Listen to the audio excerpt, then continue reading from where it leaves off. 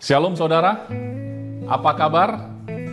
Saya yakin saudara dalam keadaan baik-baik saja ya. Dan hari ini saudara tanpa terasa kita telah masuk kepada minggu keempat di bulan Agustus. Dan hari ini di dalam Agape Grace Family kita sudah memasuki topik yang baru yaitu Resolute Agape in Church and Ministry. Jadi saudara, apa itu terjemahannya? Kasihnya yang kokoh, yang tidak tergoyahkan itu dalam kehidupan gereja dan pelayanan saudara. Bicara tentang pelayanan dan kehidupan di gereja itu, banyak orang berkata, kamu ini orang gereja ya, kamu melayani di gereja ya. Dan orang mengatakan pelayanan itu adalah sebagai sebuah panggilan. Karena sesungguhnya siapa sih yang mau ya menghabiskan waktu berada di gereja yang notabene-nya kadang-kadang ya kita mengorbankan waktu kita, mengorbankan tenaga kita, usaha kita, dan kita menyediakan yang terbaik ya dari hidup kita serahkan untuk pelayanan. Nah, orang bilang itu adalah panggilan. Jadi berbicara tentang panggilan, saudara, ada satu hal yang saya akan buka awalnya ya, di awal-awal khotbah saya pagi ini. Saudara pernah ditanya enggak oleh seseorang?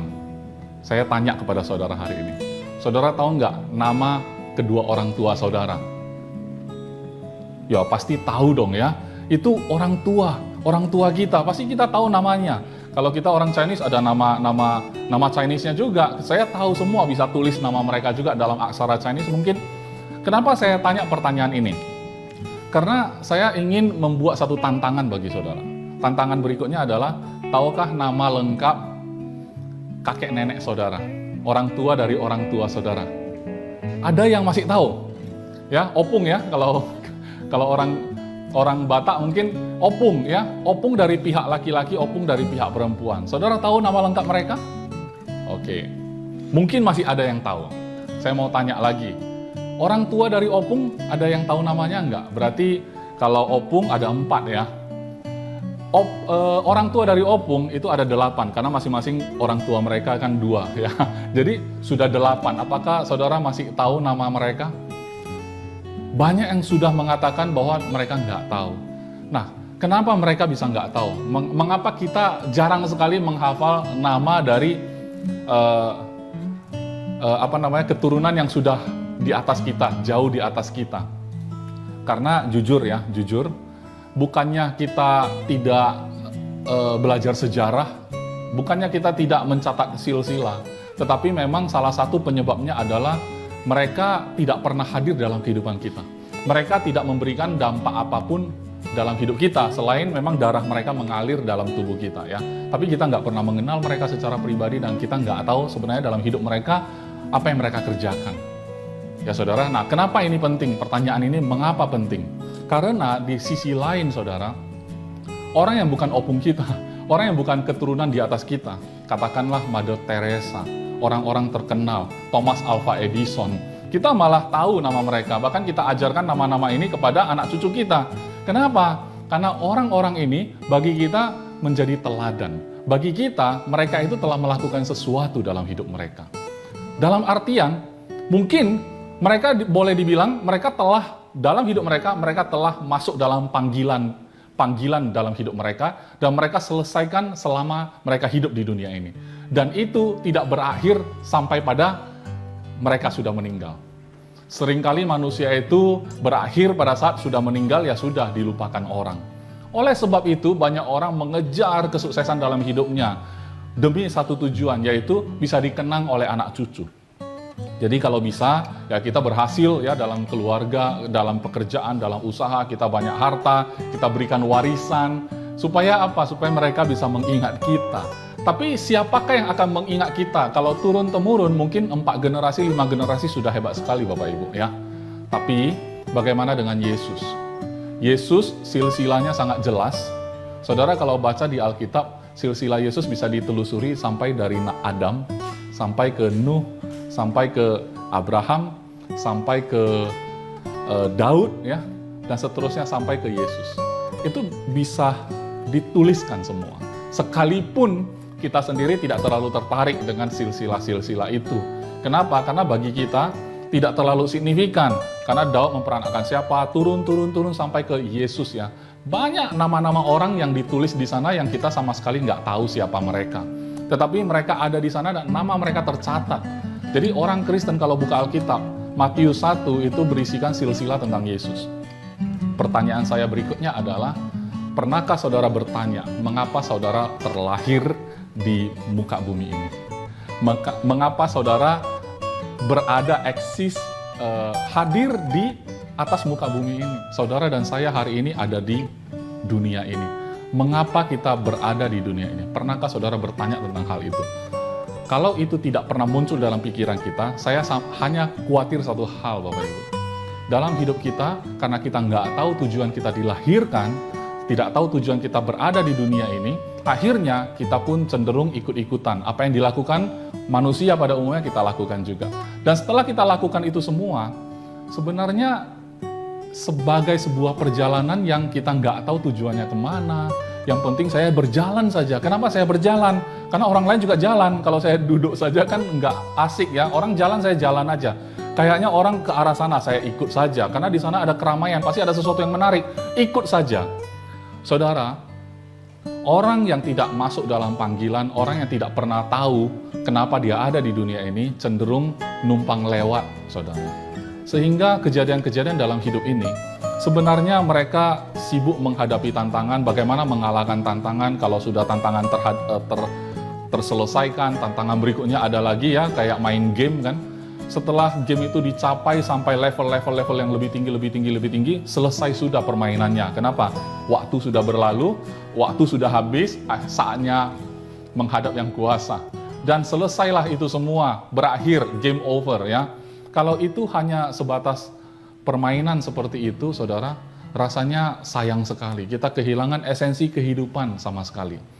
Kita bahkan tidak tahu kenapa saya harus ada di dunia ini.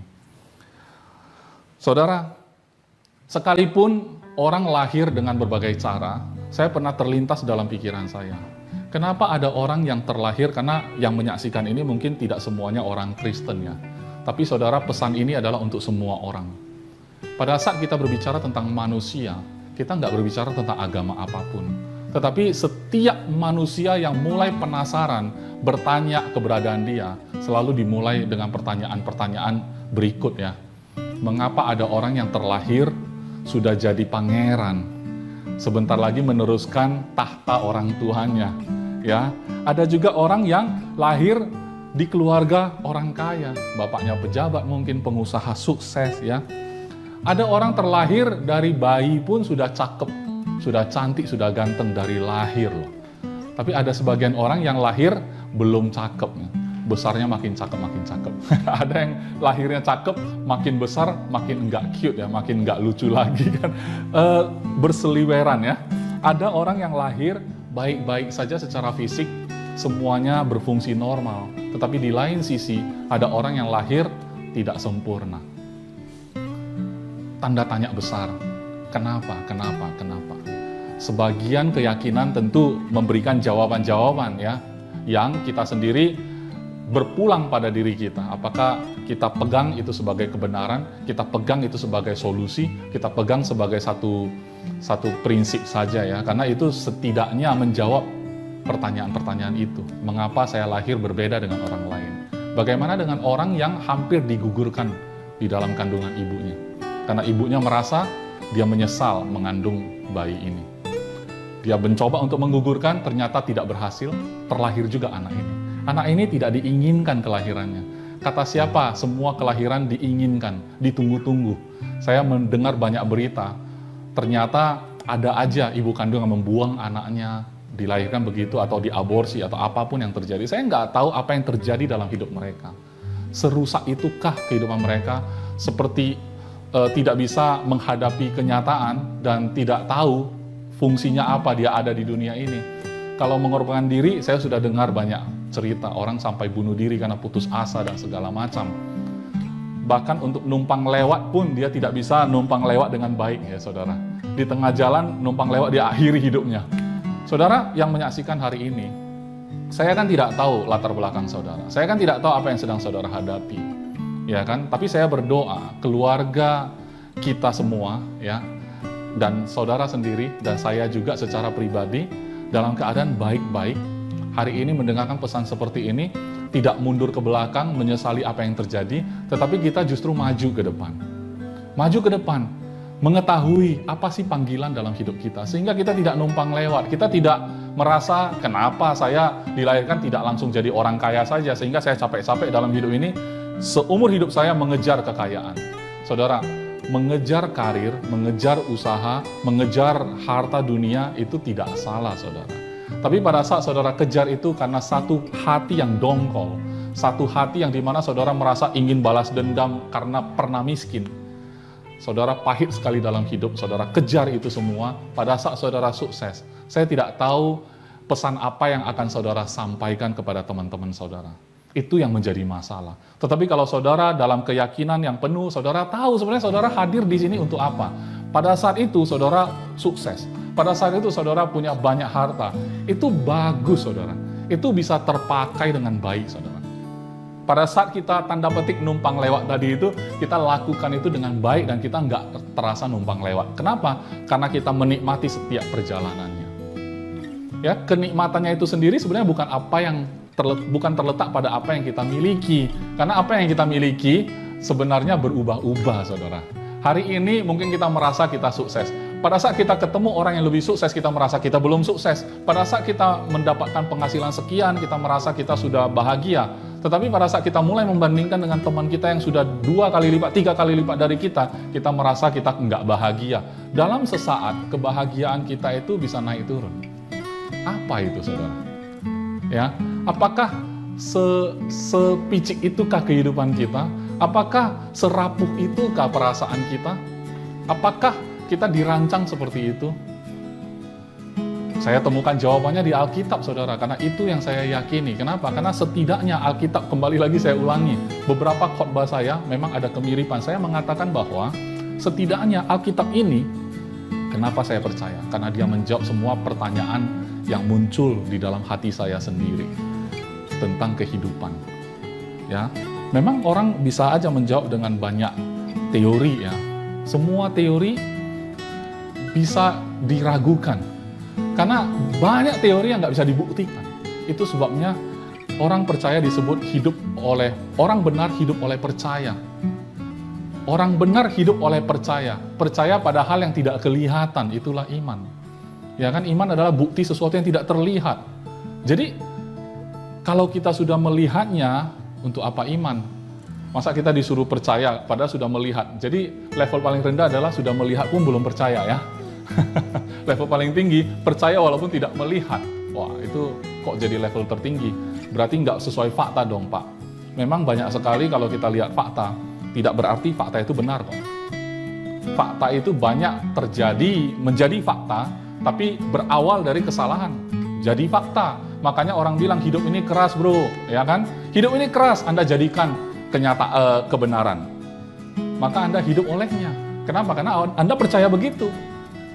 Hidup ini keras karena kenyataan berbicara begitu. Dan saudara percaya itu sebagai kebenaran. Maka Anda akan beroleh makan dari buah apa yang Anda percaya, saudara. Bagi saya, hidup ini tidak harus keras. Jadi hidup ini apa?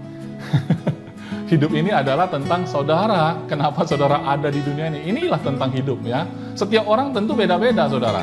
Jadi kita nggak bisa paksakan, lihat ya, saya pelayanan di gereja. Kamu harus pelayanan di gereja. Setiap orang sudah ada panggilannya. Saudara harus melayani di gereja. Enggak juga. Jadi kalau saudara hari ini menyaksikan, bahkan bukan orang Kristen pun, ya kan, bisa saudara dipanggil melalui pesan ini. Tuhan mulai memanggil saudara, tapi bukan untuk pelayanan di gereja. Kami tidak sibuk mengajak orang pindah agama, Bapak Ibu, tenang saja. Tapi kami rindu memberitakan apa yang menjadi panggilan Tuhannya semua orang, kepada hidupnya orang. Dipanggil menjadi apakah kita? Mari kita teruskan dulu, ya. Ini seru, ya, saudara. Saya sendiri juga merasa sangat seru sekali. Jadi apa yang kita lakukan sekarang bisa jadi bukan panggilan, saudara. Apa yang kita lakukan sekarang bisa jadi bukan lahir dari apa yang kita mengerti tentang kenapa kita harus ada. Oleh sebab itu, apa yang sedang kita kerjakan, kita memberi nilai di dalamnya. Karena kan kalau kita berada di lingkungan orang-orang pengusaha atau orang-orang yang kita anggap sukses, mereka selalu bilang, jadi manusia itu harus ada visi. Oke? Ya, kadang-kadang visinya itu mulai dijabarkan ya dalam tulisan, mereka bikin. Bagus sih, bagus Bapak Ibu. Enggak, bukan masalah sih. Kadang-kadang visi itu ya kalau di kantor kami mungkin sudah biasa ya bikin setting goal kan, goalnya apa gitu kan, dituliskan, dijabarkan segala macam. Lucunya adalah setiap kali sesi bikin goal setting, mereka ngintip temannya. Kamu bikin goal apa? Kadang-kadang karena ini sudah dirumuskan sebagai satu metode, cenderung mereka nyontek. Saudara, impian aja nyontek loh. Karena sudah nggak tahu esensinya. Hidup dia itu, dia anggap ya sudah semua orang mengejar itu, saya harus ada juga. Kalau enggak, dia bilang nanti impian saya terlalu kecil. Saudara, Anda lebih dari itu.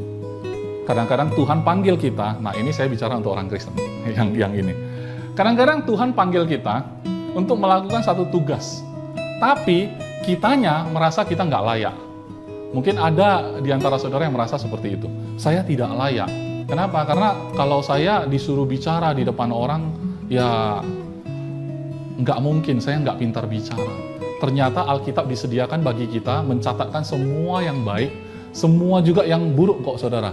Semua. Jadi Alkitab ini bukan mencatat yang baik-baik, tapi Alkitab mencatat yang benar. Kenapa? Benar-benar terjadi. Apa adanya. Kalau hati seorang nabi yang dongkol, catat juga. Raja yang banyak istri, catat juga. Ya, apapun kebenaran mereka, kesalahan mereka tercatat. Jujur ya, Alkitab ini jujur. Jadi artinya, saudara temukan banyak tokoh-tokoh di Alkitab itu yang pada saat Tuhan panggil mereka melakukan satu tugas, penugasan yang diberikan oleh Tuhan, itu banyak alasan. Dan saya waktu baca, saya tidak berpikir tentang saudara, saya pikir tentang diri saya. Kadang-kadang saya seperti itu, bukan kadang-kadang, saya sering seperti itu. Saya lebih parah dari itu. Saya tidak tahu dengan saudara, ya. Mungkin saudara waktu Tuhan memanggil saudara melakukan satu penugasan yang Tuhan berikan, saudara langsung mengatakan, "Oke Tuhan, siap, aku akan lakukan." Gitu. Ada tipe-tipe begitu juga. Jadi saudara tinggal baca aja di Alkitab, semua sudah ada. Ya, kali ini saya akan buka dari Yeremia dulu. Yeremia adalah seorang nabi.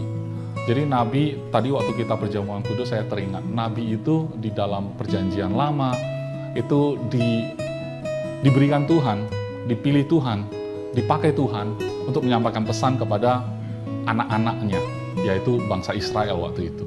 Dan kenapa perlu nabi?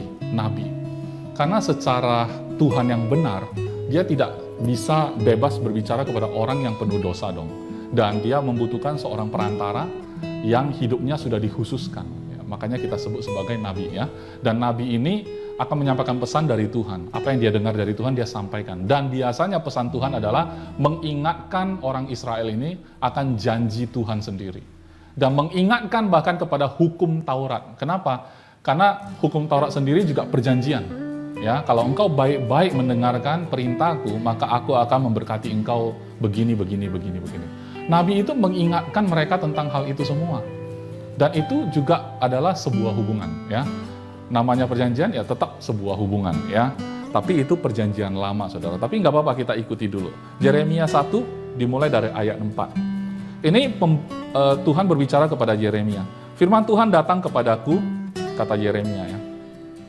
Sebelum aku membentuk engkau dalam rahim ibumu, aku telah mengenal engkau. Dan sebelum engkau keluar dari kandungan, aku telah menguduskan engkau. Aku telah menetapkan engkau menjadi nabi bagi bangsa-bangsa.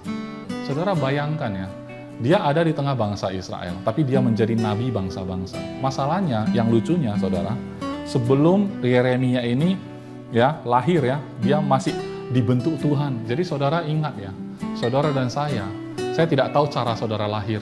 Mungkin sesar, bukan itu ya. Maksudnya mungkin diinginkan atau tidak, maksud saya gitu. Bukan soal sesar atau lahir normalnya gitu loh ya. Tapi saudara dilahirkan dengan ditunggu-tunggu oleh keluarga atau enggak. Begitu lahir, orang tua nggak ada di sana. Ada keluarga begitu saudara.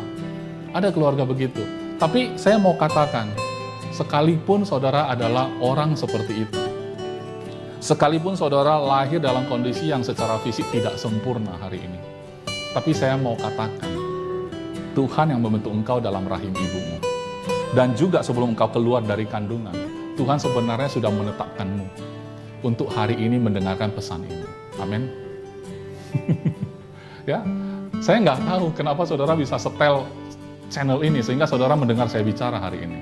Tapi sebelum Tuhan menggerakkan engkau hari ini mendengarkan pesan ini, tapi lebih dari itu, Tuhan sudah membentuk engkau dalam kandungan ibumu. Dan Dia sudah menetapkan engkau sejak dalam kandungan sebelum engkau dilahirkan. Tapi walaupun ini pesan yang begitu sempurna ya terasa ya, berbicara secara personal kepada Yeremia, tapi lihat bagaimana Yeremia. Maka aku menjawab, "Ah Tuhan Allah, sesungguhnya aku tidak pandai bicara, sebab aku masih muda."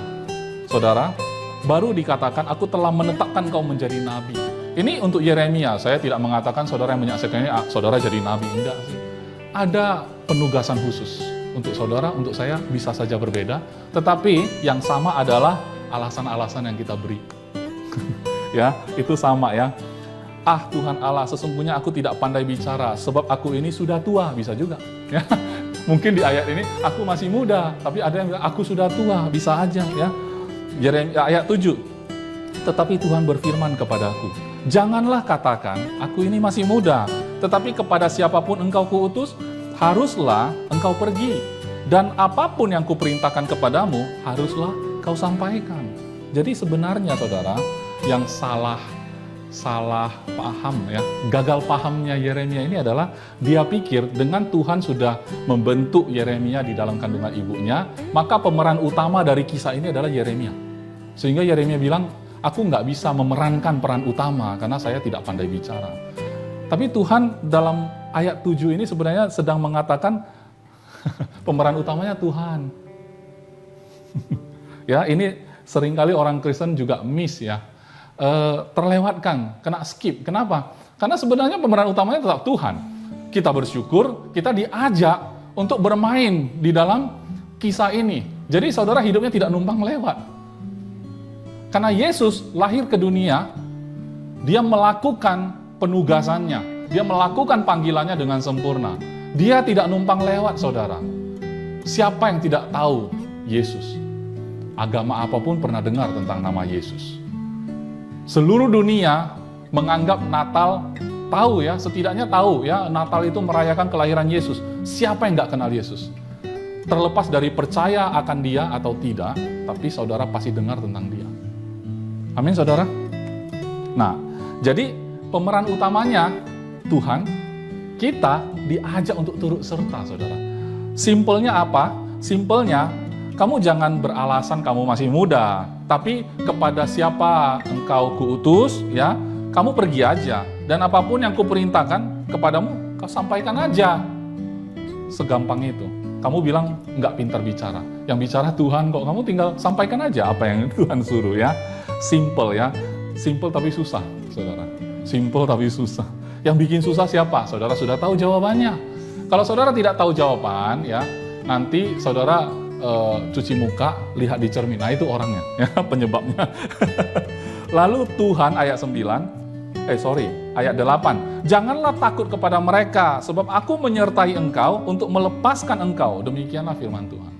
Saya cuma mau cuplik kisah Yeremia sampai di situ, karena itu awal dari Yeremia waktu Tuhan panggil. Itu satu contoh, saudara. Itu contoh di mana pada saat seseorang dipanggil Tuhan untuk melakukan penugasan yang diberikan oleh Tuhan, yang ditetapkan Tuhan sebagai nabi ya. Berikutnya saya mau ambil contoh dari Yesaya 49. Yesaya 49 ayat 1 ya, kita mulai sampai ayat 3. Dengarkanlah aku hai pulau-pulau, ini perkataan Yesaya ya. Perhatikanlah hai bangsa-bangsa yang jauh. Ini kelihatan Yesaya agak pede kalau dibanding sama Yeremia. Pede sekali ya. Hai bangsa-bangsa yang jauh, Tuhan telah memanggil aku, dia bilang.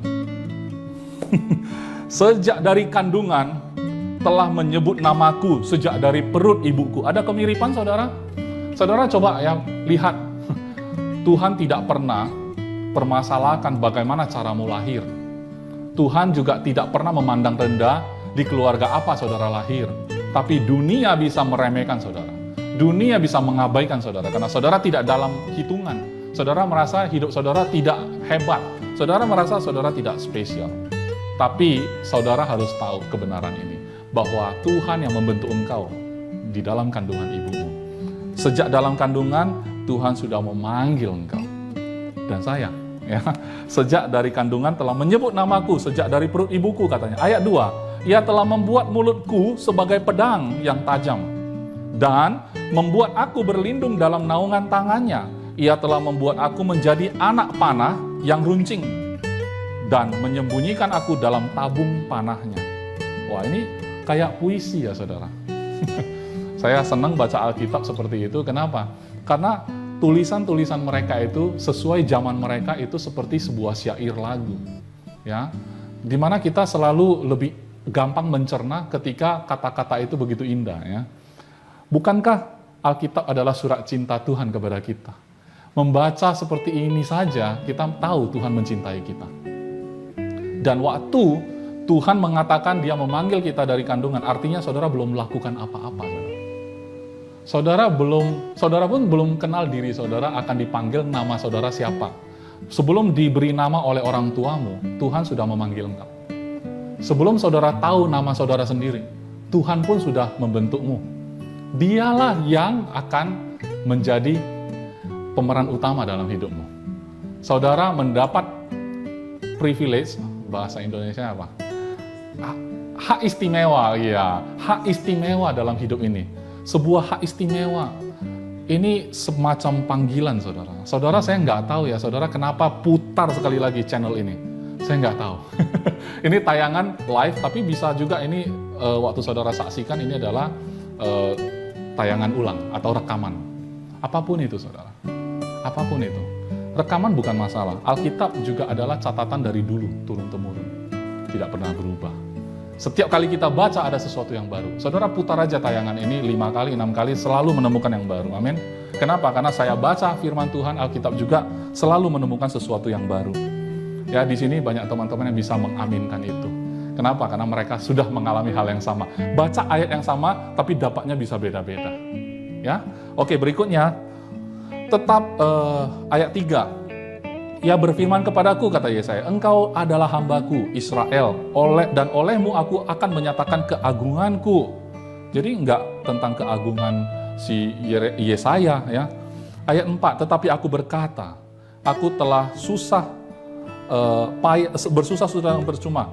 Oh sorry, saya sampai ayat 3 saja ya. Karena saya pengen menekankan saja bagaimana si penerima tugas, si penerima panggilan Tuhan, bagaimana mereka memberi respon, itu aja.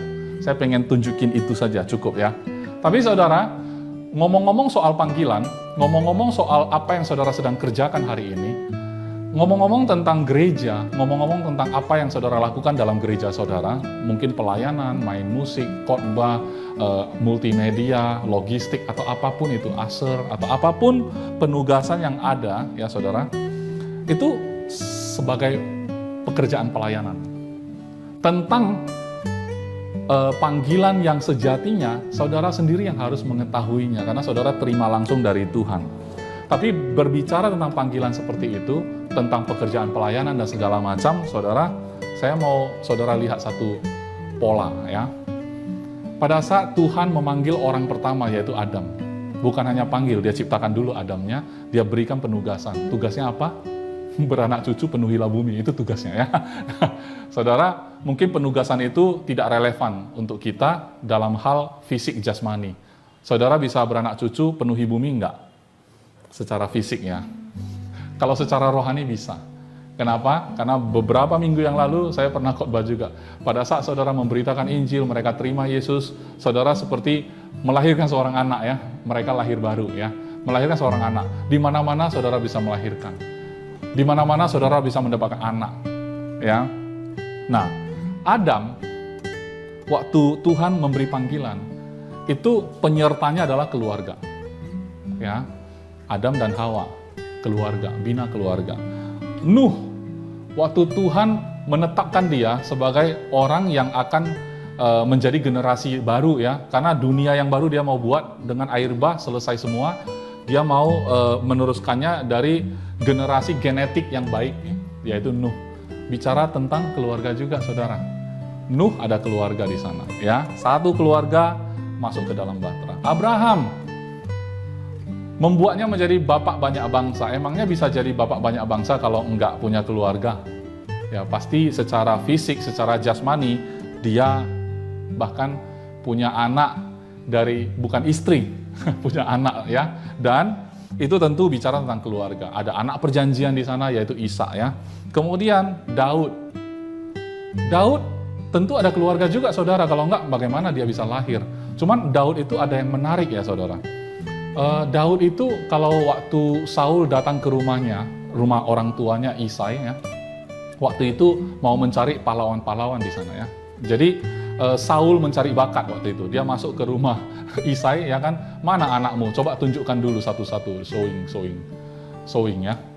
Nah akhirnya nabinya yang datang ya, tapi Saul mencari orang yang nabinya mencari raja ya, tapi waktu itu dia datang ke sana, Isai hampir lupa ya. Dia punya anak namanya Daud. Kenapa? Karena sepertinya tidak masuk hitungan saudara. Kenapa? Satu ya terlalu muda juga ya, dan dia menggembalakan domba di luar sana. Seperti seorang yang hampir dilupakan dalam keluarga. Saya nggak tahu, mungkin saudara di keluarga juga pernah merasakan hal begitu. Di antara banyak saudara, ya saudara bukanlah anak yang favorit. Bisa jadi kan, orang tua kita punya banyak anak, ya kan? Saya punya 6 saudara, ya. Dan di antara saudara-saudara itu saya nggak tahu sih ya, orang tua saya lebih sayang siapa, lebih banyak ngomongin tentang siapa, saya nggak tahu sih. Dan mungkin sampai detik ini saya sudah tidak mempermasalahkan itu. Saya harap saudara setelah mendengarkan kisah ini semua, saudara juga sama. Kita berakhir dengan apa? Kita tidak terlalu mempermasalahkan itu lagi. Bagaimana kita lahir, kita dianggap penting atau enggak. Kenapa? Karena itu sudah menjadi tidak penting. Kenapa? Karena yang paling penting adalah Tuhan melihat saudara adalah orang yang penting. Kenapa? Karena dia sendiri turun tangan membentuk engkau sejak dalam kandungan ibumu. Itu pun saya nggak tahu. Apakah saudara adalah orang yang sangat bangga dengan ibu saudara? Karena saya juga kenal orang-orang yang tidak bangga dengan orang tuanya. Bahkan cenderung menghindar pada saat membahas orang tua. Bisa jadi saudara. Tapi itu sekali lagi sudah menjadi tidak masalah hari ini. Kenapa? Karena ada kabar baik untuk saudara. Amin. Nah, kemudian Daud ini melakukan kesalahan. Saya melihat di kisahnya, kalau kita kilas balik, Daud ini membunuh orang, ngambil istrinya. Ya, kayaknya beberapa kali, bukan cuma sekali ya. Cuman yang agak menonjol kisahnya adalah dia mengambil Batseba dari Uria, ya, suaminya. Jadi Urianya dia kondisikan, ya. Dalam zaman ini suka membuat kondisi ya, dikondisikan dulu supaya seperti ini kronologisnya, dikondisikan ya. Dan dia mengkondisikan seperti itu murni kesalahan Daud ya, murni kejahatan. Itu murni kejahatan dan itu tercatat apa adanya di Alkitab, saudara. Ya. Tadi waktu saya bahas, ada yang kaget ya. Ada yang kaget di sini. Itu bukannya kisah begini ya, baguslah ya, baca Alkitabmu saudara. Kenapa dia bisa tahu? Karena dia baca Alkitab. Kalau orang nggak baca Alkitab, telan aja semua. Oh iya, ceritanya begitu ya, oh iya gitu ya. Bagus ya, untuk kritis saudara bisa baca sendiri, amin. Nah jadi Daud sendiri waktu dia mengambil Batseba itu jalur yang salah saudara. Tapi hari ini, saudara tahu nggak, dari Batseba itu sebenarnya kan sudah perzinahan ya. Tapi kenapa dia bisa mendapatkan Salomo, raja yang paling berhikmat? Itu anak Daud dan Batseba. Sesuatu yang sudah salah. Saya nggak tahu ya saudara lahir dalam kondisi salah karena tidak diharapkan. Tapi saudara, itu tanggung jawab Tuhan. Mau nggak saudara serahkan itu semua ke tangan Tuhan hari ini? Mau nggak saudara mengatakan ya kepada panggilan Tuhan? Karena Tuhan sebenarnya tidak pernah melihat kesalahan itu. Tuhan tidak pernah melihat engkau tidak pernah ingin dilahirkan, engkau hampir digugurkan tapi terlahir juga, engkau tidak dianggap penting hari ini. Tetapi mau nggak engkau lihat, dari Daud yang sudah melakukan kesalahan pun lahir Salomo. Mungkin saudara diperanakkan dengan dilahirkan dengan cara yang tidak sesuai harapan. Tapi nggak penting saudara. Harapan Tuhan padamu itu lebih penting. Amin. Dan Salomo itu tercatat sebagai raja yang paling kaya. Apa yang menjadi fantasi pria, saya suka pakai istilah ini. Apa yang menjadi fantasi pria? Karena di dunia ini kan saudara, ya ini bukan untuk orang Kristen saja, tapi untuk semua ya. Saudara pernah kan mendengarkan kisah manusia jatuh karena 3 hal, tahta, wanita, dan harta. Ini 3-tiganya Salomo punya, mentok. Dia punya pol, ya. Dia full punya ini semua. Jatuh enggak? Yang buat dia jatuh, apa? Jadi apapun yang kita miliki itu bukan jaminan saudara. Karena pada akhirnya Salomo yang sudah sehebat itu, sepol itu, semaksimal itu dalam hidupnya, dia mengatakan hidup ini sia-sia. Saya menemukan banyak orang kaya, sekarang sih kita mengejar kekayaan ya, masih semangat, masih luar biasa, berkobar-kobar, pengen mencapai ini, mencapai itu. Tapi saudara coba tanya sekali-sekali kepada orang yang sudah capai yang saudara sedang kejar, dia sudah capai. Saudara tanya dia, jangan-jangan dia bilang hidup ini sia-sia. Jangan-jangan mereka bilang hidup ini usaha menjaring angin. Kenapa? Karena yang lebih hebat dari dia, yaitu Salomo, mengatakan hal yang sama. Jadi saya nggak perlu bikin survei lagi, karena saya dapat survei ini dari Alkitab. Orang yang sudah punya semua, tetap dia menyatakan dirinya hidup ini sia-sia. Oke?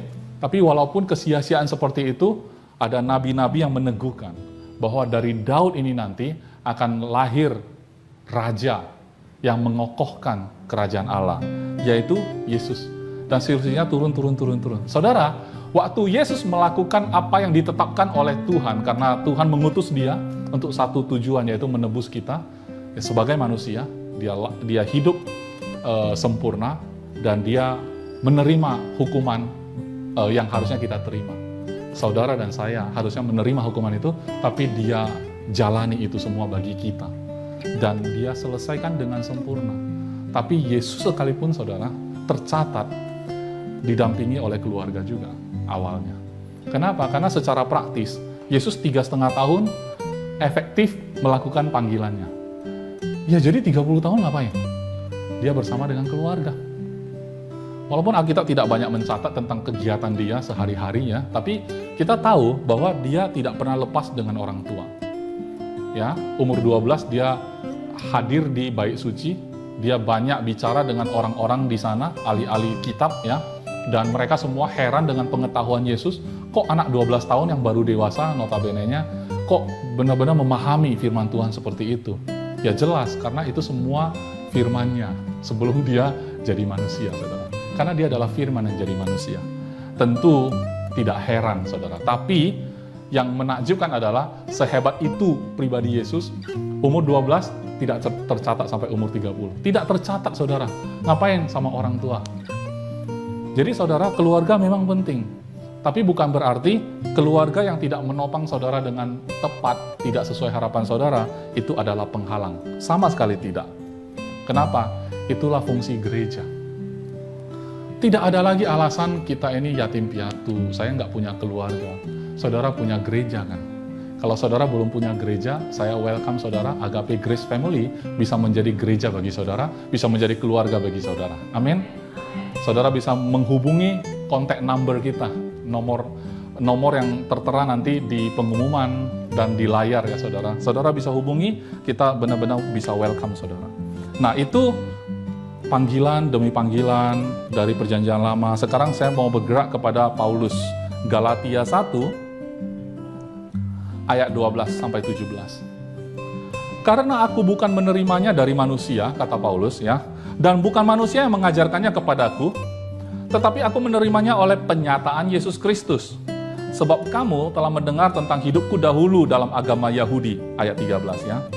Tanpa batas aku menganiaya jemaat Allah dan berusaha membinasakannya. Jadi itulah job description-nya Paulus, tugasnya.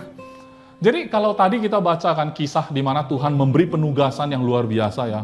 Luar biasa saudara. Tapi kalau Paulus merasa dia itu ditugaskan, hidupnya itu lahir di dunia, fungsinya satu, yaitu menganiaya jemaat. Jadi kita bisa kayak Paulus ya, punya sisi satu, menurut kita lahir untuk itu. Tapi menurut Tuhan nggak demikian. Gitu loh. Ini poin yang saya mau sampaikan hari ini.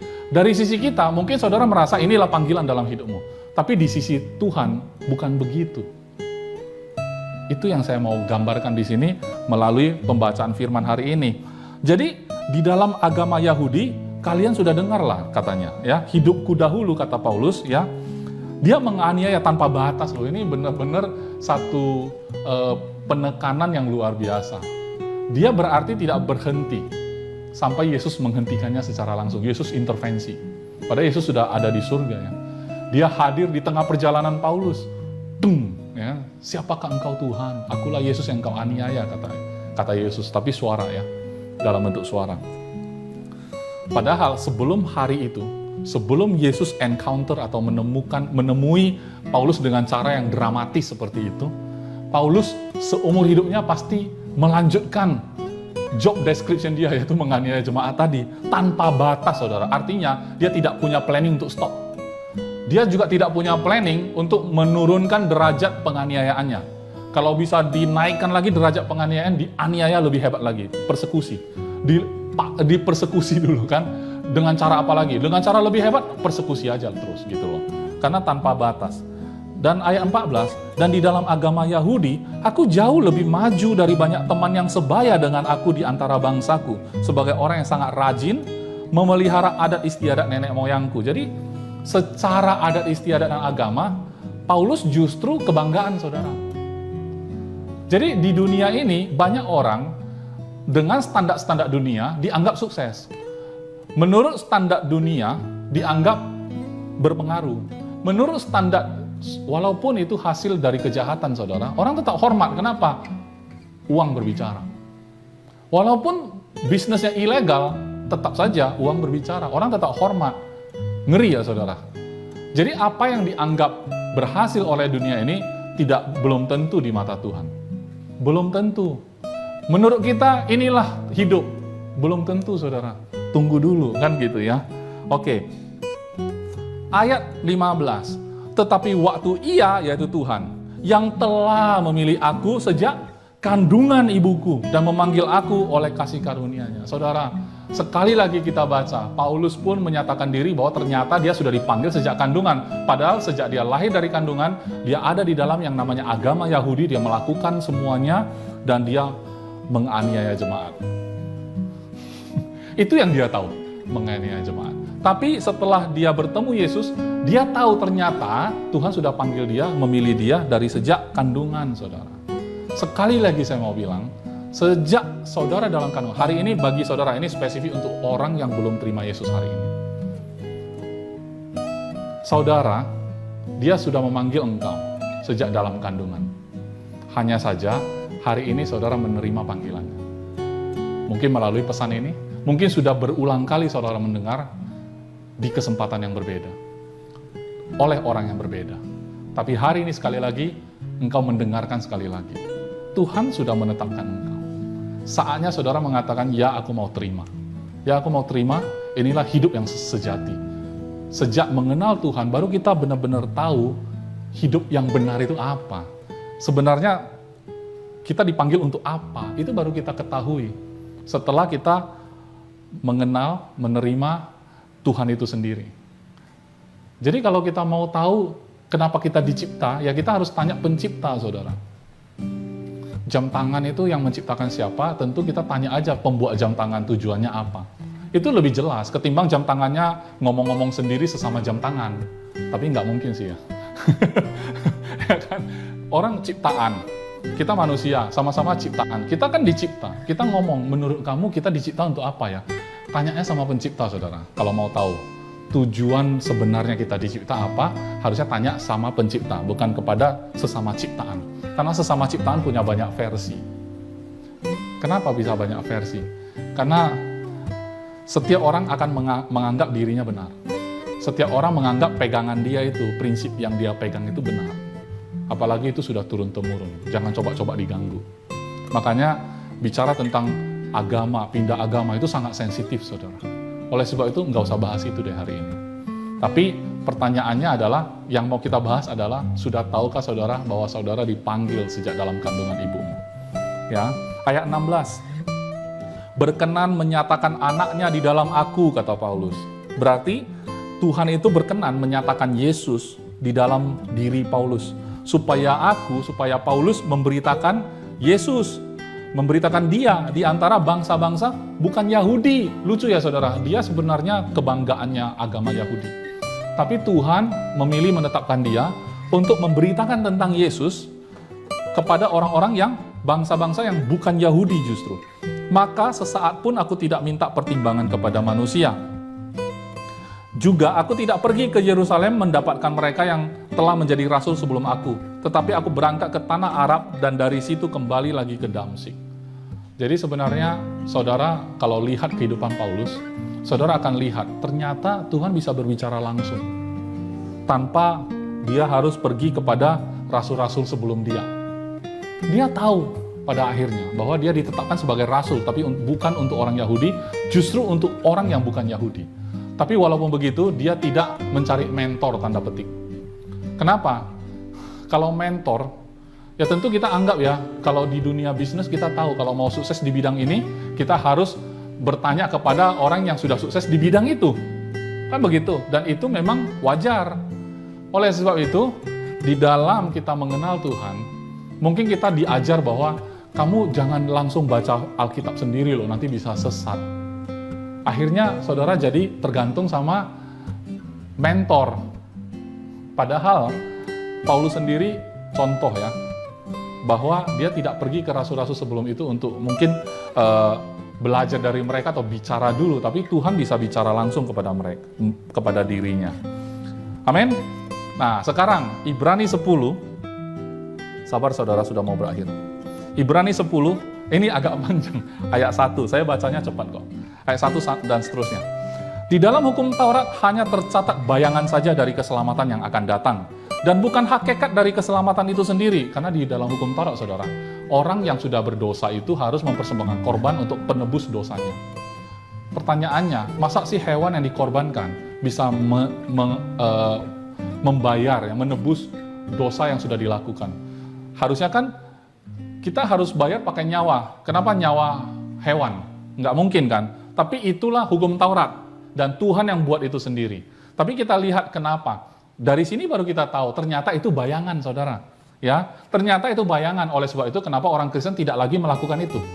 Ya, dan selanjutnya, karena itu dengan korban yang sama, yang setiap tahun terus-menerus dipersembahkan, hukum Taurat tidak mungkin menyempurnakan mereka yang datang mengambil bagian di dalamnya. Kenapa?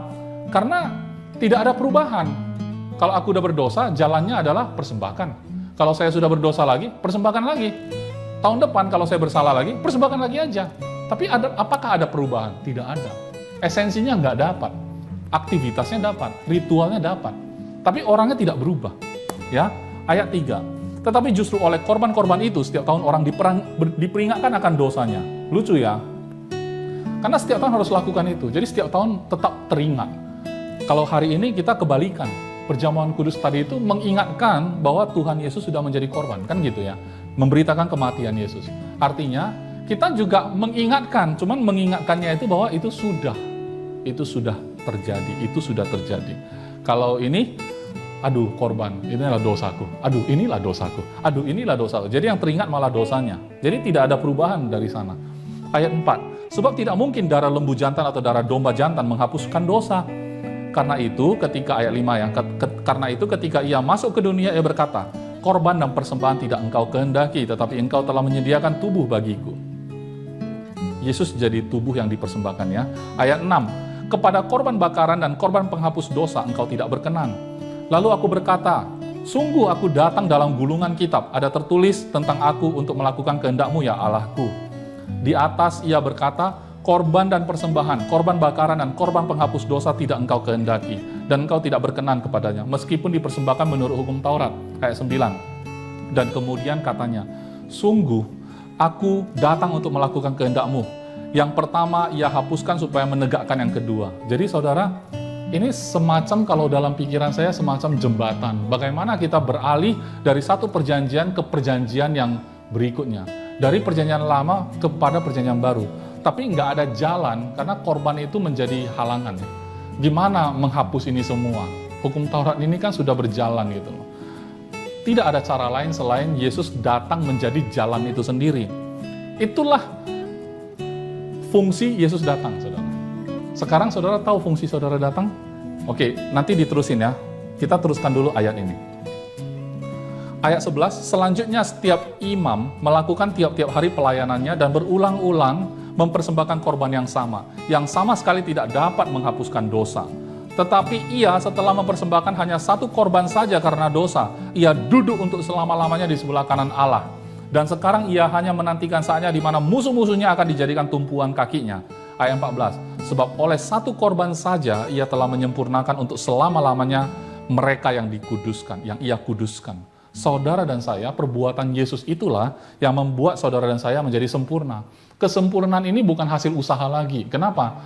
Karena sudah cukup banyak keyakinan di dunia ini yang mengatakan bahwa saudara harus melakukan sesuatu yang benar. Saudara harus dengan ajaran apapun, saudara disyaratkan untuk melakukan kebaikan. Ajaran apapun akan mensyaratkan saudara menjaga kelakuan saudara. Saudara disyaratkan untuk tidak boleh cacat, tidak boleh melakukan dosa.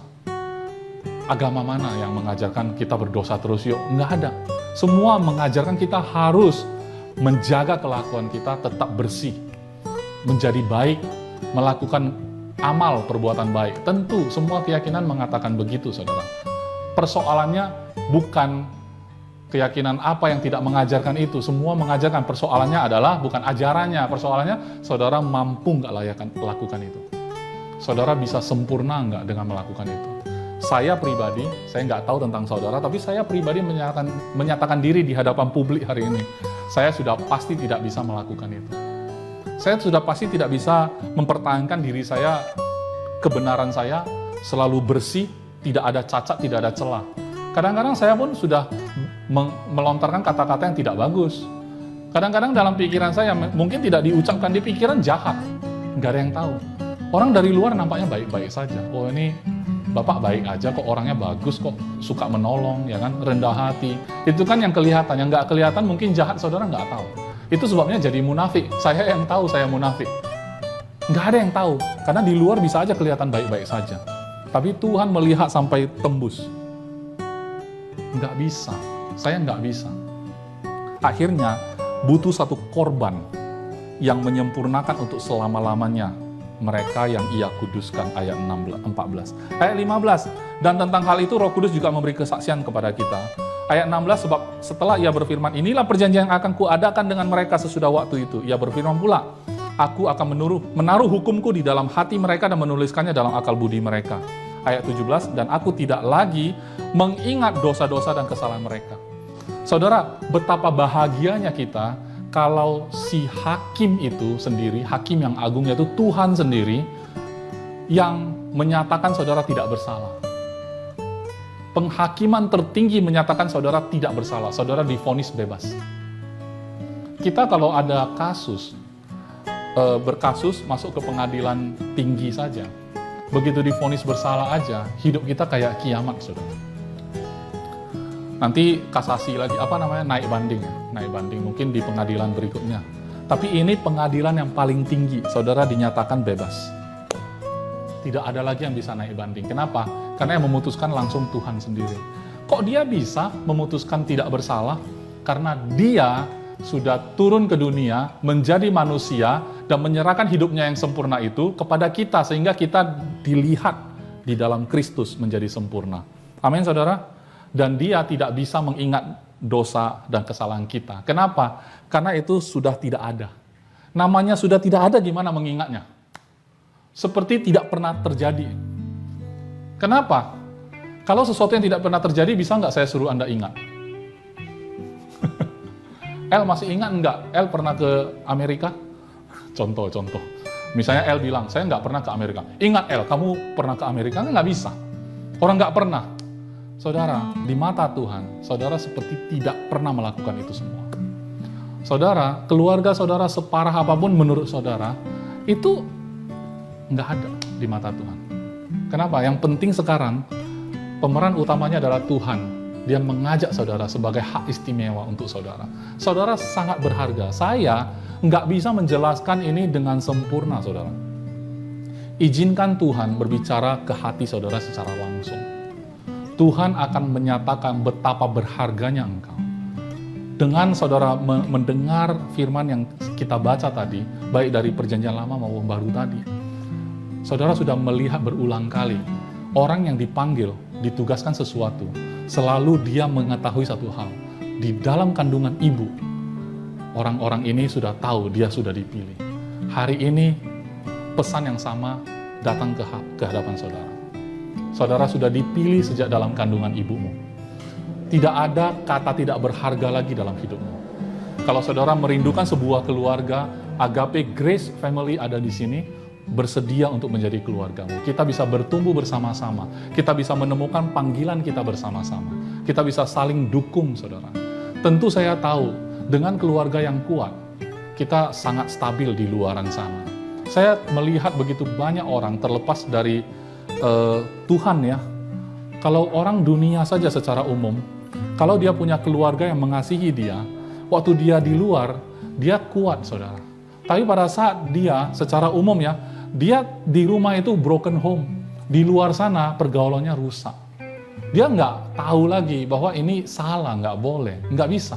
Karena dia nggak ada dukungan, support dari keluarga. Tapi hari ini, disinilah pentingnya sebuah keluarga. Dan tidak ada masalah dengan keluarga secara jasmanimu. Karena secara rohani, saudara dan saya akan menjadi keluarga.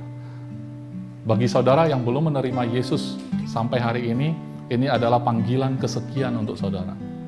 Saudara mulai memberi respon, saudara bisa menerima dia dengan hati saudara yang paling polos. Bukan tentang perpindahan agama. Apakah setelah saya terima Yesus nanti saya disebut orang Kristen, berarti agama saya harus saya tinggalkan dong?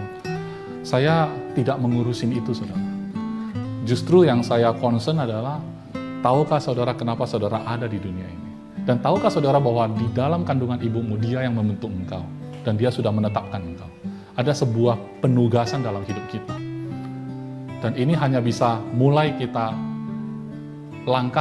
dengan langkah pertama setelah kita berhubungan dengan dia.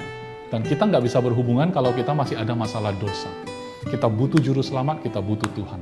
Dan pada saat kita tahu jalannya adalah Yesus, kita terima dan kita sudah mulai masuk ke dalamnya. Saya mengundang saudara untuk menerima dia, buka hatimu, dan mulai masuk dalam panggilan dalam hidupmu. Mari kita berdoa. Terima kasih Bapa.